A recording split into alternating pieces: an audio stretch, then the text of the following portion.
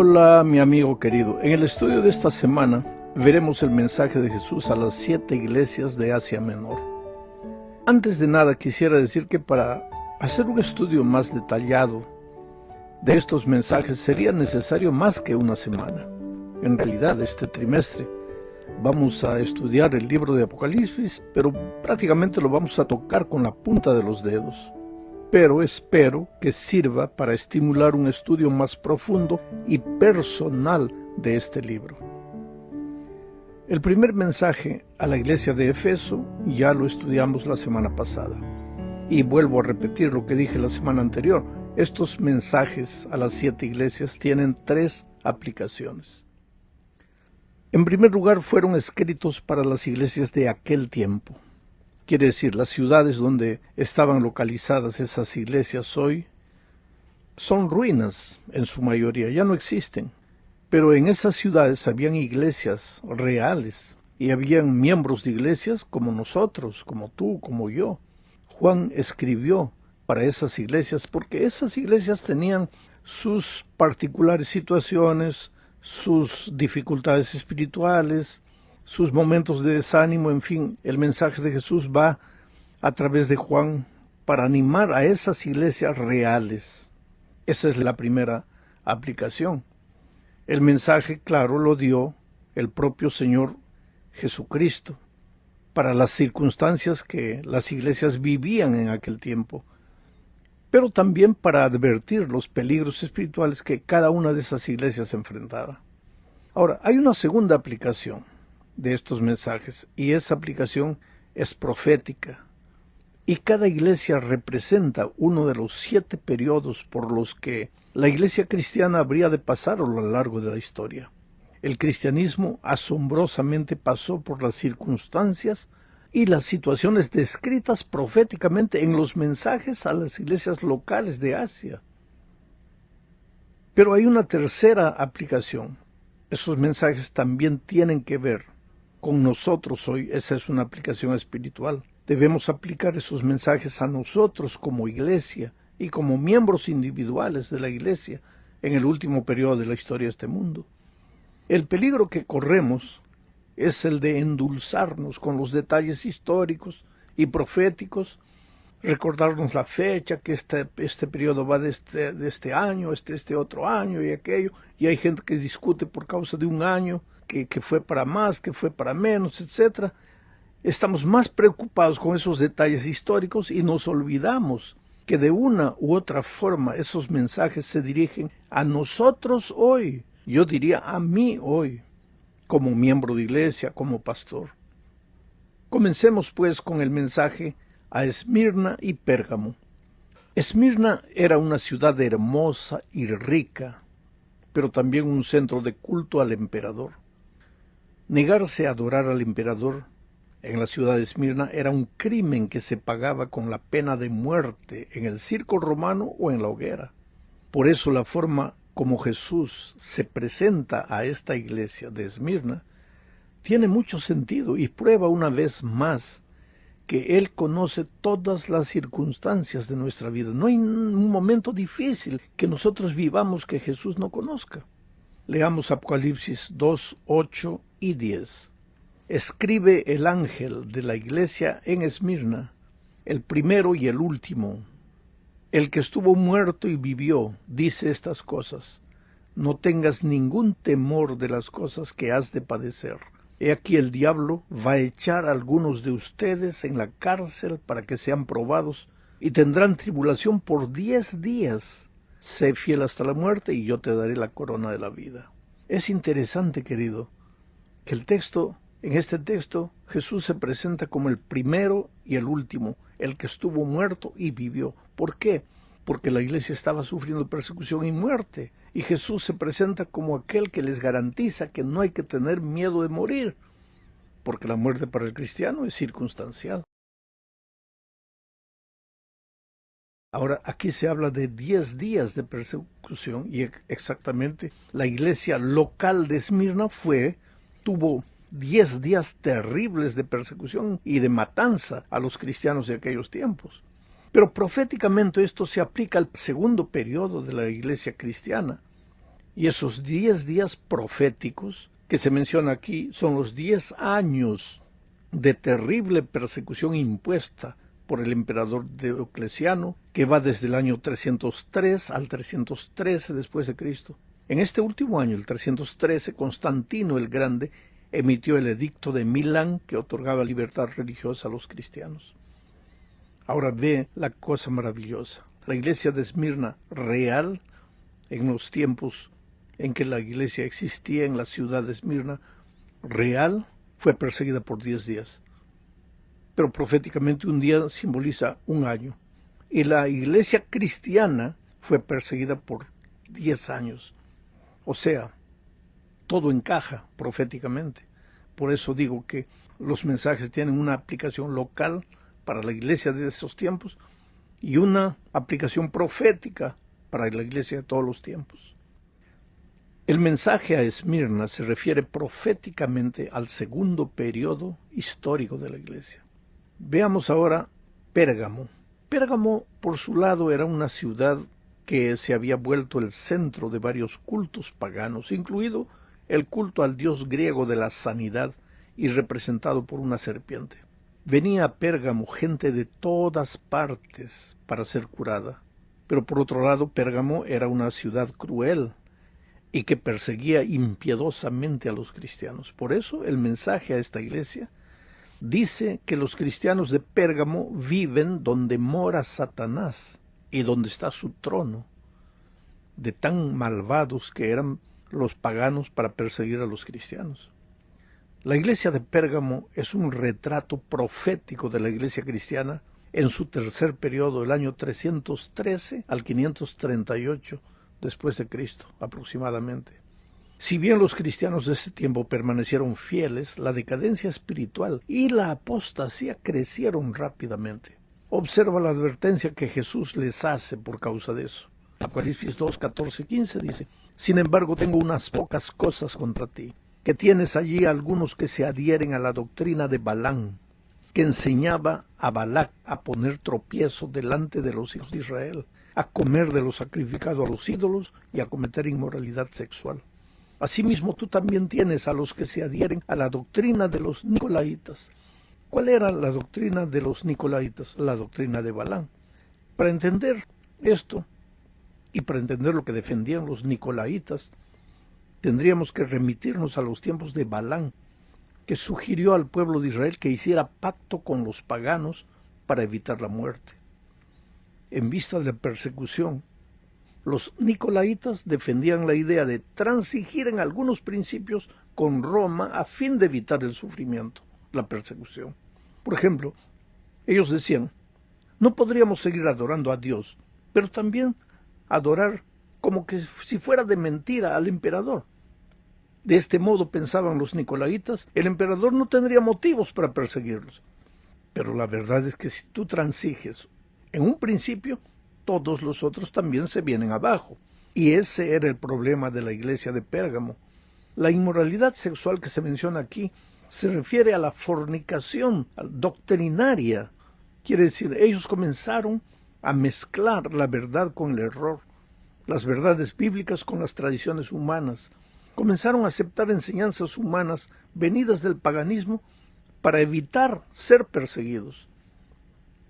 Veamos ahora el mensaje a Tiatira. Esta es la segunda parte de nuestro estudio. Tiatira fue una ciudad insignificante en relación a las otras, pero la iglesia de Tiatira se enfrentaba a un problema de carácter financiero, económico. Es que todos los habitantes de Tiatira que quisieran participar de la vida financiera de la ciudad tenían que afiliarse a un gremio financiero, y esto involucraba participar de las fiestas y otras actividades del gremio. La persona que se aislara de estas actividades prácticamente no podría vivir, porque financieramente también se encontraría aislada. O sea, la iglesia de Tiatira también se vio presionada a transigir, ya no por causa de la persecución, sino por la conveniencia financiera, económica, de sobrevivencia. El nombre Jezabel que se menciona en el mensaje a Tiatira se refiere a la esposa del rey Acab, que llevó a Israel a la apostasía. En el mensaje a Tiatira se la describe a Jezabel como espiritualmente inmoral. Los cristianos que por conveniencia adoptaban ideas y prácticas paganas cometían adulterio espiritual con Jezabel. La iglesia de Tiatira simboliza la condición del cristianismo en su cuarto periodo, del 538 a 1565 después de Cristo, la época de la Reforma más o menos. El peligro ya no venía en este periodo de afuera de la persecución exterior, sino de adentro. La tradición lentamente fue reemplazando a la Biblia. El sacerdocio humano y las reliquias sagradas fueron reemplazando lentamente al sacerdocio de Cristo. Y las obras empezaron disimuladamente a ser consideradas medios de salvación. En este periodo de la historia, los que no se contaminaban con una religión que se volvía cada vez más pagana sufrían persecución e incluso la muerte.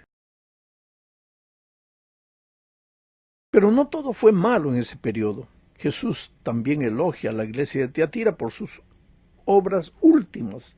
Estas obras últimas se refieren a la reforma y al inicio de un retorno a la Biblia. Vamos ahora a la tercera parte. En esta tercera parte veremos el mensaje a Sardis. Apocalipsis 3, 1 al 3 dice: Yo conozco tus obras, que tienes nombre de que vives, pero estás muerto. Sé vigilante y refuerza las cosas que quedan y están a punto de morir, porque no he hallado que tus obras hayan sido acabadas delante de Dios. Acuérdate, pues, de lo que has recibido y oído, guárdalo y arrepiéntete. Si no eres vigilante, vendré como ladrón. Nunca sabrás a qué hora vendré a ti. En este periodo, después de la Reforma, pues en la Reforma todo fue maravilloso, porque la iglesia de las tradiciones se volvía al estudio de la palabra de Dios. El mensaje de la justificación por la fe era destacado, proclamado, sin ningún temor. Pero, ¿qué sucedió? A medida que el tiempo fue pasando, la iglesia se fue adormeciendo. No puede existir peor descripción de una iglesia que tú tienes nombre que vives, pero estás muerto. No puedes tomar un cadáver y maquillarlo de tal manera que todos crean que esa persona está viva. ¿Por qué? Porque es incapaz de levantarse, por más bonita que esté. ¿Y por qué no se levanta? Porque está muerta. Bueno, la iglesia de Sardis era así, inclusive porque estaba localizada en una parte donde estaba una parte alta de la ciudad. Ella pensaba que estaba segura, por eso la iglesia en ese periodo de tiempo también sentía la seguridad de que la persecución había terminado, pues con la reforma ya estaban muy animados, se sentían seguros. Sardis simboliza el periodo de la iglesia post-reforma, cuando cayó en un estado de somnolencia espiritual. No se acusa a la iglesia de ningún pecado abierto, de apostasía. Se la acusa de letargo espiritual. El énfasis en la gracia salvadora del Evangelio y el compromiso con Cristo disminuyó, dando lugar a argumentos filosóficos, áridos y dogmáticos, vacíos, fríos, pura teoría. La iglesia de este periodo parecía estar viva, pero estaba espiritualmente muerta. Pero este mensaje se aplica también a todas las generaciones de cristianos, inclusive a la nuestra. El tema de la justificación por la fe, por ejemplo. Algunos corremos el peligro de serlo tan teórico, que caemos en el mismo problema de la iglesia de Sardis. El tema de la justificación por la fe es un tema práctico, no es tanto conocimiento teológico. Es depender de Jesús, y para depender de Jesús todos los días tienes que orar, estudiar la Biblia y compartir tu fe, porque al hacer eso le estás diciendo a Jesús: Señor, yo no puedo, yo no tengo fuerzas, por eso voy a ti, tú eres mi Dios, tú eres mi roca, tú eres mi salvación. Ahora, ¿de qué vale que tú conozcas el tema y citas por aquí, citas por allá, pero no oras, no estudias la Biblia, no compartes tu fe? En la realidad le estás diciendo con tus obras a Dios: yo no necesito de ti, yo solito puedo. Por eso tenemos que hacer de nuestra teología una teología práctica. Veamos ahora el mensaje a la iglesia de Filadelfia. Apocalipsis 3, 7 y 8 dice: Escribe al ángel de la iglesia en Filadelfia, el santo y verdadero, el que tiene la llave de David, el que abre y nadie cierra, y cierra y nadie abre. Dice estas cosas: yo conozco tus obras, he aquí he puesto delante de ti una puerta abierta, la cual nadie puede cerrar, porque tienes un poco de poder y has guardado mi palabra y no has negado mi nombre. Sabes, el mensaje a Filadelfia se aplica proféticamente al gran reavivamiento del protestantismo durante el primer y el segundo despertar que tuvieron lugar en Gran Bretaña y Norteamérica, de 1740 a 1844. La puerta abierta se refiere sin duda al inicio del juicio investigador en 1844. A partir de este momento, el tiempo es corto. Antes de 1844, el mensaje de la pronta venida de Cristo se había proclamado con mucha fuerza en muchas partes del mundo: Chile, Europa, Estados Unidos. Apocalipsis 3:12 presenta una promesa: al que venza yo le haré columna en el templo de mi Dios, y nunca jamás saldrá fuera, y escribiré sobre él el nombre de mi Dios y el nombre de la ciudad de mi Dios, la nueva Jerusalén, que desciende del cielo, enviada por mi Dios, y mi nombre nuevo. La promesa del nombre de Dios sobre los vencedores indica que el carácter de Dios se percibirá en su pueblo, porque el carácter simboliza el nombre simboliza el carácter. El mensaje de que Cristo promete preparar a su pueblo para ese gran acontecimiento, perdonando sus pecados y escribiendo su ley en su corazón, es tan importante como el mensaje de que Cristo viene pronto. Y ahora, querido, llegamos al fin de este estudio corto, hablando del mensaje a la Odisea. Esta ciudad era una ciudad rica, situada en la principal ruta comercial. Era famosa por su industria de la lana, sus bancos llenos de oro, una escuela de medicina que producía ungüento para los ojos. Gente de muchos lugares venía a la Odisea a conseguir ese ungüento para los ojos. La prosperidad de la Odisea colmó a los habitantes de autosuficiencia. Y eso afectó a la iglesia de ahí también. Ahora, lo que yo voy a hacer es leer el texto para sacar las lecciones que sirven para nosotros hoy. Apocalipsis 3, 14 al 21 dice: escribe al ángel de la iglesia de la Odisea, el Amén, el testigo fiel y verdadero, el origen de la creación de Dios, dice estas cosas. ¿Por qué el origen de la creación de Dios? Porque está hablando aquí del pueblo que se levantó en 1844, el movimiento adventista, simbolizado por el tercer ángel que predica el evangelio eterno, la hora del juicio y el tema de la creación. Por eso Jesús se presenta a la iglesia de la Odisea como el origen de la creación de Dios. Dice estas cosas, sigo leyendo: yo conozco tus obras, que ni eres frío ni caliente. ¿Por qué no era frío ni caliente? Porque pues dice que ahí abundaban aguas termales, aguas que bajaban de arriba, pero cuando llegaban a la ciudad ya no estaban calientes, estaban tibias. La tibieza indica que hay dos lados. Hoy día, si tú quieres agua tibia, ¿qué haces? Abres la llave de agua caliente, la llave de agua fría, y ahí tienes el agua tibia. En el tiempo de Cristo, Jesús llamó a la iglesia hipócrita sepulcros blanqueados. Por fuera muy bonito, mármol blanco, por dentro hueso podrido. Y si la Odisea tiene agua tibia, es porque tiene dos lados, un lado caliente y un lado frío.